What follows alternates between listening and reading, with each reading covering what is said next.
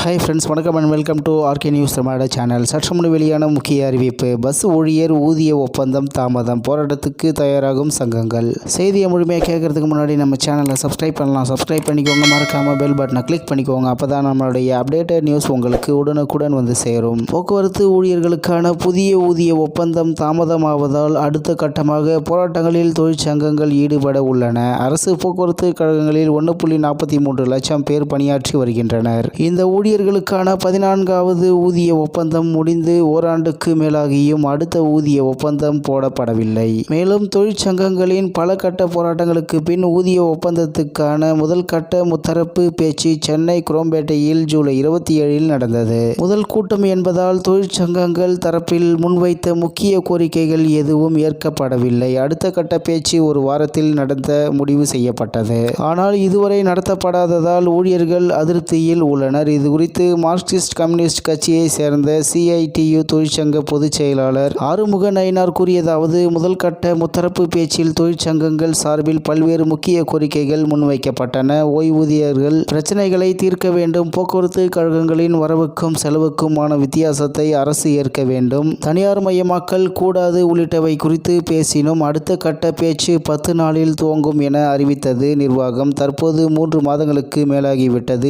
இன்னும் அடுத்த கட்ட பேச்சுக்கான தேதியை கூட அறிவிக்கவில்லை. இது ஒட்டுமொத்த போக்குவரத்து ஊழியர்கள் மத்தியில் அதிருப்தியை ஏற்படுத்தியுள்ளது. மேலும் அடுத்த கட்ட நடவடிக்கை குறித்து அனைத்து தொழிற்சங்க நிர்வாகிகள் இணைந்து கூட்டம் நடத்த உள்ளோம். அதில் போராட்டங்கள் குறித்து முடிவெடுத்து அறிவிக்கப்படும். இவ்வாறு அவர் கூறினார். இது குறித்து போக்குவரத்து கழக அதிகாரிகளிடம் கேட்டபோது, தீபாவளி பண்டிகையையொட்டி சிறப்பு பஸ்கள் இயக்குவதில் நிர்வாகம் கவனம் செலுத்தியதால் தாமதம் ஏற்பட்டது. அடுத்த கட்ட பேச்சு தேதி விரைவில் அறிவிக்கப்படும் என்றனர் என்று தகவல் வெளியாகியுள்ளது என்பது குறிப்பிடத்தக்கது. இத்துடன் இன்றைய முக்கிய செய்தி நிறைவு பெறுகிறது. மேலும் இது போன்ற செய்திகளை உடனுக்குடன் தெரிந்து கொள்ள ஆர்கே நியூஸ் தமிழ்நாடு சேனலுடன் இணைந்திருங்கள். நன்றி, வணக்கம்.